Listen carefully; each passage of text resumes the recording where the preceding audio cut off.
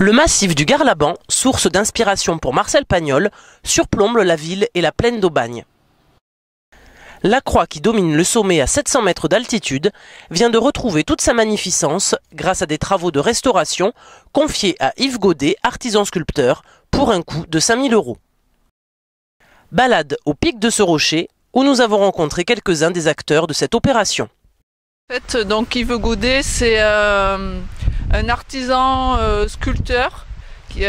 C'est vrai que c'est une personne qui aime beaucoup la nature et donc on a eu la chance de trouver cette personne qui a vraiment été intéressée par le projet, parce que c'est vrai que la difficulté c'était de monter les matériaux, donc il pouvait venir jusqu'ici en véhicule, mais après il a tout monté à dos d'homme.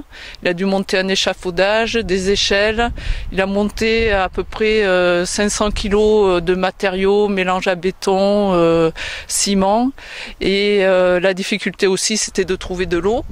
Donc pour ça il a pris une voile de bateau qu'il a mis au sol pour pouvoir récupérer les eaux de pluie lorsqu'il pleuvait.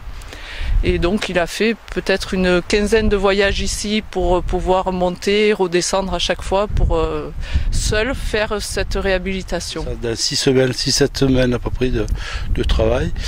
Ce qu'il faut reconnaître, c'est qu'il a travaillé tout seul. C'est pas facile, c'est pas évident pour monter tous les matériaux, disons, sur le site. Cette réhabilitation, elle est très symbolique. D'abord, c'est la croix qui domine Garlaban et tout le monde la voit d'Aubagne, et tous nos amis excursionnistes qui viennent là-bas aussi.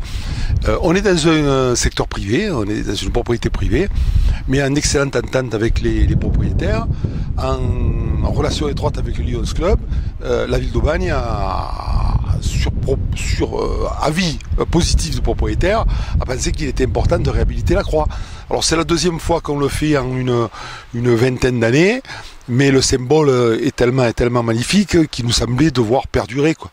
Et puis il est malmené par les intempéries, il est malmené par le vent, par les coups de tonnerre, et donc on est content de l'avoir fait. Et puis ça s'est déroulé dans une atmosphère très pagnolienne, quoi. Et donc c'était un bon moment passé ensemble. Et ce qui est très beau dans l'histoire, c'est que c'est un patrimoine privé, mais qui, avec la complicité des propriétaires, est devenu un patrimoine public. Tout le monde le respecte. Et puis il a été magnifié par Pagnol. Et donc quand on regarde La gloire de mon père, le château de ma mère, et que dans le générique, on voit l'hélicoptère qui fait le tour de Garlaban, tout le monde dit on est chez nous, quoi. Donc quand on est chez soi, autant essayer de conserver chez soi en bel état. C'est ce qu'on a fait aujourd'hui. Escartefigue et galinette que nous sommes, chaussons nos baskets et retrouvons-nous à la croix du Garlaban.